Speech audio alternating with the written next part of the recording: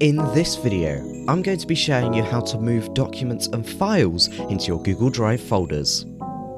A great way to organise your Google Drive is through Google Drive folders, and if you don't know how to create these, I'd recommend watching our tutorial on how to do this, linked in the iCard in the top right of your screen, or check out the link in the description box below. Inside of Google Drive, there are three main ways you can move documents and files into folders.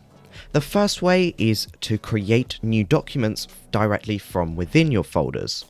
To do this, all you want to do is head on up to New at the top left of your Google Drive.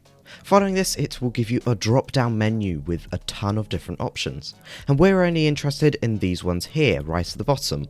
So you can create brand new Google Docs, Sheets, Slides, Forms, and more directly from within here. And now if I were to head on back into my Google Drive, this document has now been created directly inside of this folder. But what if you want to use pre-existing documents? Well, for this, what you want to do is open your pre-existing document or file. Right at the top, you should see this folder with an arrow next to it, and if you hover over it, it should say Move.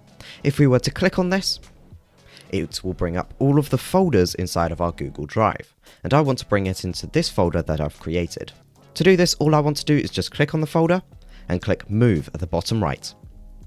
And now if we were to head on back into our Google Drive, this document has now been moved into this folder.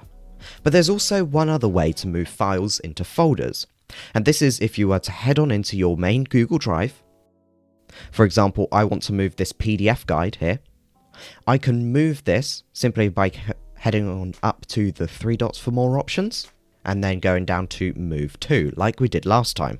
Again, it will show us all of our folders available, and I'm interested in this one that I've created. And from here, all you need to do is just click Move, the bottom right. And there we are, this file has now been moved into my folder.